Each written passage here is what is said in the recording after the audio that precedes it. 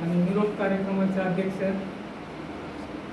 आपल्या शाळेचे मुख्याध्यापक आदरणीय कोणाबे नाना, सर्व शिक्षक, 8वीचे विद्यार्थी आणि 7वीचे विद्यार्थी. तर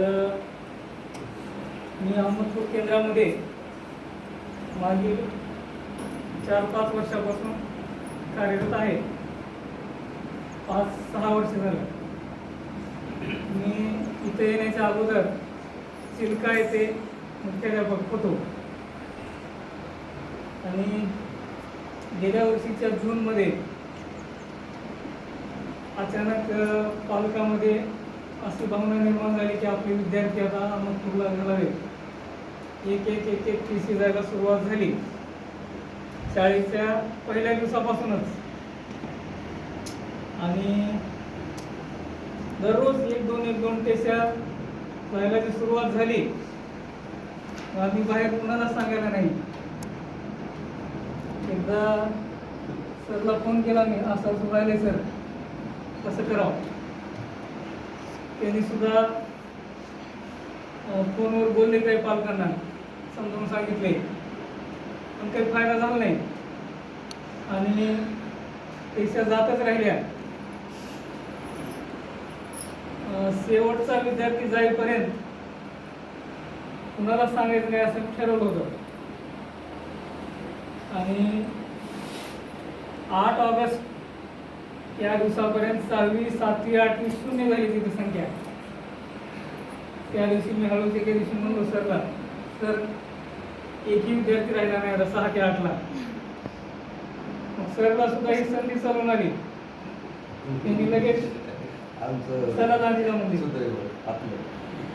तिथं आम्हाला माणूस नाही.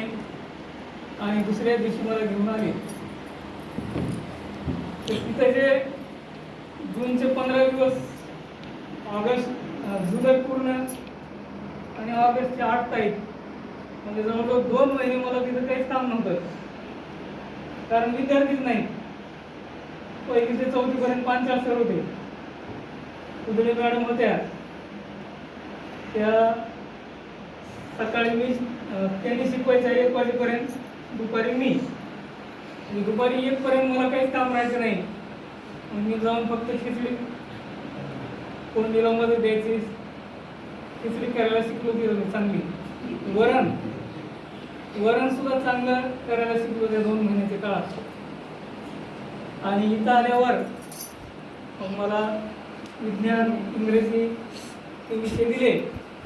मी कधीही म्हणलं नाही की मला हे विषय नका, ते द्या. जे दिलं ते मी शिकविण्याचा प्रयत्न केला. आणि गेल्या वर्षीच्या बॅचपेक्षा या वर्षीच्या 8वीचे मुलं विद्यार्थी शिस्तीमध्ये आहेत, हुशार आहेत, सांगितलेलं सगळं करतात. माझ्या आवडीचे 2 विषय आहेत, एक इंग्रजी आणि दुसरं हे तंत्रज्ञान ऑनलाईन. तर मी इंग्रजी सुद्धा विद्यार्थ्यांना वाचन घेत होतो, शब्द देणे आणि विद्यार्थ्यांची बरीच वाचनामध्ये धड्याखालची प्रश्न उत्तरं हे सगळं हे घेतल्यामुळं त्यांची इंग्रजीची भीती थोडी कमी झाली होती. इंग्रजी एक अवघड विषय आहे ही जी भावना होती ती नाहीशी झाली. बरेच विद्यार्थी चांगलं वाचायला शिकले आणि ऑनलाईन काम पहिल्यापासूनच मला चांगल्या पद्धतीने जमत होतं. तरी तर मी कुठलंही काम बाहेर कुठं जायची वेळ आली नाही आपल्याला त्या 1.5 वर्षाच्या काळात. आणि यानंतर सुद्धा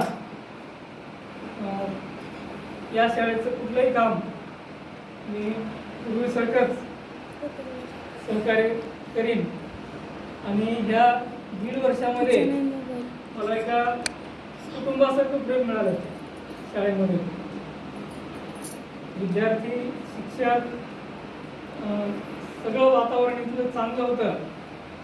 आणि हे 1.5 वर्षाचा काळ माझ्या सदैव आठवणीत राहील आणि आपले पूर्वीसारखेच संबंध राहतील, एकमेकांना सहकार्य राहील.